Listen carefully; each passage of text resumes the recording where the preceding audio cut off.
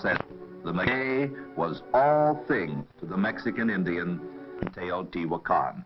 It was built in the dim and distant past long before the Spaniards, led by Hernando Cortez, came to Mexico. This pyramid is the largest man mound in America, 56 feet smaller, measured around the base than the Great Pyramid of Cheops in Egypt. And men who study history tell us that rope nets and bags were made from the fibers of the maguey plant, and that the countless loads of adobe clay that went into its building. As the Indians had no burros or oxen then, they carried the loads on their backs, just as this man carries his load of alfalfa today. The story of this strange tower and its companion across the valley is unknown. They are thought to have been built by the Spaniards, but as to their use, no records have been found. When the Spaniards came to Mexico about 400 years ago, they used Indian labor to build this aqueduct. It was built to carry water across the deep valley to the little town of Los Remedios. The Indians, before the Spaniards came, did not have any horses or cattle or sheep or goats or hogs or dogs or cats, and they had no burros and no oxen. The Spaniards brought all these animals to Mexico. And so by the time of the building of this aqueduct, there were oxen to drag crude sleds and draw carts with large wooden wheels. Rope, made from the fibers of the maguey plant, was a very important tool in all this activity. It was used to tie the ox bows to the heads of the oxen, to lift the stones into place, and to tie the smaller stones on the backs of the burros, just as these Indians today tied their loads of wood on the backs of their burros. The village of Santa Rosa, with its narrow, cobbled streets, lies on the side of a mountain above the Santa Rosa Valley. It is the beginning of the rainy season now, and on this Sunday morning, services have been held in the church at the bottom of the hill. Prayers have been offered, asking for plenty of rain for the growing crops. Homemade skyrocket bombs have been bursting in the air all morning, and the blue haze of their smoke still lingers in the sky. The band has held a concert in the churchyard. Now the services are over, and the band toils slowly up the hill, escorted, of course, by nearly all the children of the village.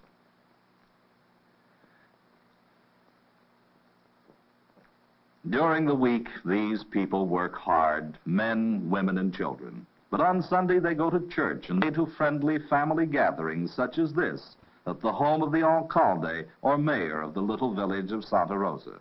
Here, many families gather for lunch, afternoon and evening. The children play, the women prepare the food and chat about the weekly happenings, the men rest and talk of the crops, and perhaps drink a little homemade pulque, which has been made from the juice of the maguey plant. In the country districts of Mexico, it is rare indeed for the people to actually live on their farms as they do in the United States. For countless centuries, they have built their homes in villages such as Santa Rosa and gone out each day to work in the fields. The home of the alcalde overlooks the entire Santa Rosa Valley, and one of the most important uses of the maguey plant is shown here, where it is used as fencing. Planted close together along the edges of the fields, the huge thorny leaves soon become very dense and thick. Thus, not only domestic animals, but the wild deer from the mountains as well are kept from eating the crops. The farms are small, and in most cases each family owns only one. To get the greatest harvest possible, it is important that none of the crops be eaten or destroyed by grazing animals. The products of the maguey plant are very important to the Mexican people. To supply this need, there are, of course, many great maguey plantations, but fortunately for the Indian, the plant grows wild all over the country. In the mountains, in the deserts, and along the roadsides, the plant and all it gives are free for the taking.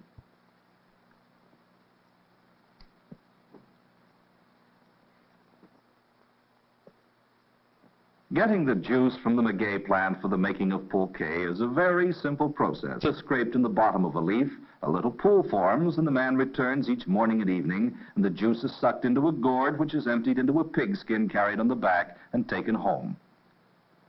A crude paper can be peeled directly from the leaf. The pulp of the leaf can be cooked and rolled or beaten into a fine parchment.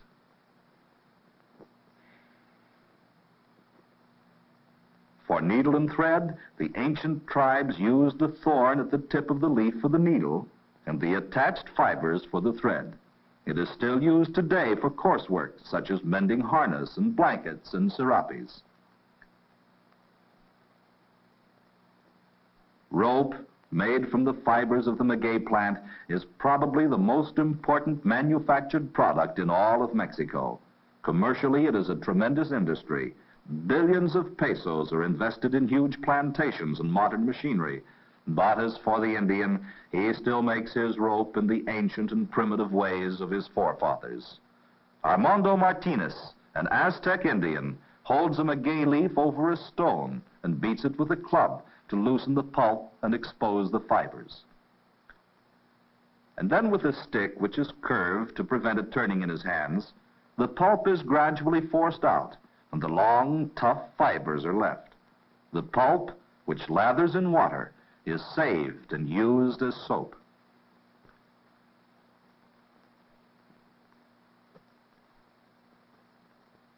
In the yard of his adobe home, the fibers are allowed to dry for a few hours in the sun. In the English language, these fibers have many names, among them being sisal, sisal hemp, and henequen. When dry, Senor Martinez feeds the fibers into the slowly forming cord as his son, Fernando, turns a crank to which the cord is attached. The feeding of the fibers is a very important part of the process. The cord must be of uniform thickness to produce a smooth, even rope.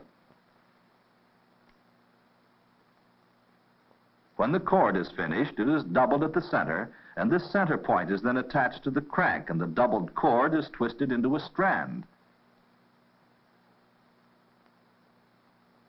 4 of these strands are made, and then they're attached to the ends of 4 small tree branches thrust through holes in a post. A board with 4 holes completes this primitive device, and as the board moves round and round, each strand is twisted separately. The other ends of the strands are attached to a hand crank slipped through a hole in a post. This post is mounted on a log which drags along the ground as the rope becomes shorter due to the twisting. Senor Martinez holds the strands apart with his left hand, and in his right holds a block of wood with grooves for each strand. This block he holds back tightly against the slowly forming rope. The result is a tightly twisted rope, strong and good for many years of service.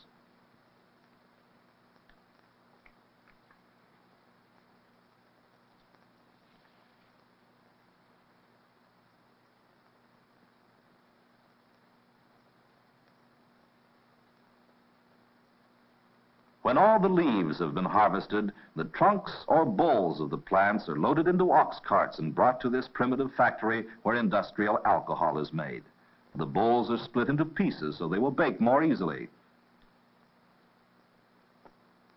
Then they are stacked around the rim of a pit in which stones are heating from a wood fire underneath them. When the stones are red hot, the split maguey is piled around the stones and then covered with broken up tree branches and dried leaves and left to bake overnight.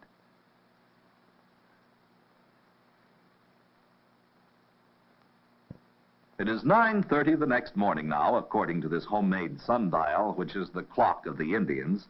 The men have just about finished removing the covering to get out the baked maguey. It is a rich brown in color after baking and looks and tastes about like cooked sweet potatoes. When baked at home in a small fire, not only the bowl, but the leaves and the roots as well make a very fine and nutritious food. The baked maguey is taken to a saucer-like pit lined with stones, and the juices are crushed out. Small factories such as this help to supply the tremendous demand for industrial alcohol, which is needed in the making of paint, shellac, perfumes, flavoring extracts, celluloid, rubbing alcohol, and countless other products. Through holes left between the stones and the bottom of the pit, the juice trickles into an underground clay pipe, which leads to a crude still. Here, by distilling, industrial alcohol is made. As far back as history can be traced, the maguey plant has been an indispensable part of Mexican life. This was true long before the Spaniards came, and it is still true today. Beside their other uses, some leaves are cut and dried and used as roofs on the more humble dwellings. Coarse threads are made from the younger plants. The roots are dug and cooked for food.